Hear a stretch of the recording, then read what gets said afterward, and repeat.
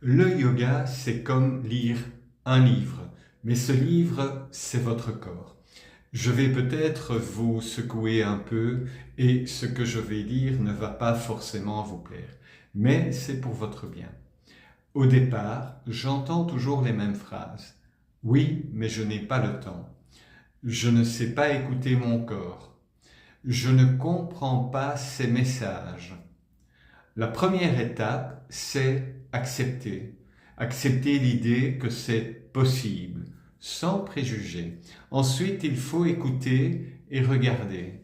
Beaucoup de mes élèves m'ont dit un jour, je ne savais pas que j'avais un corps. Oui, il y a une vraie absence de relation à soi-même. Puis, il faut observer et apprendre, chaque jour. Observez vos gestes, même dans le quotidien le plus banal. Le corps parle, il suffit de l'écouter. Viennent ensuite les douleurs, ne les fouillez pas, observez-les, interrogez-les, cherchez à comprendre. Et puis, il y a des automatismes.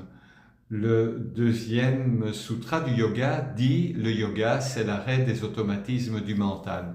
Eh bien, dans le corps aussi, il y a des gestes automatiques et parfois ce sont eux qui provoquent des blessures. Le chemin, c'est de créer des mouvements conscients, de sentir, d'observer même les plus petites transformations. Et alors on découvre le lien entre le corps et l'esprit. Car chaque mouvement, chaque posture est le reflet de notre état intérieur. Trop souvent, on s'en remet à une autorité extérieure, le médecin, le thérapeute, le professeur. Mais on oublie une chose essentielle.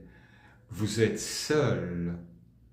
Votre propre autorité intérieure. Vous seul savez ce que vous ressentez. Vous seul avez la clé de votre histoire. Avec de la volonté, de la concentration et de la patience, vous pouvez déjà soulager, guérir, réparer, apprendre à parler le langage du corps. C'est comme apprendre une nouvelle langue. Cela demande du temps, de l'entraînement et une pratique quotidienne. Mais c'est une richesse infinie. À vous de voir. Namasté. Merci.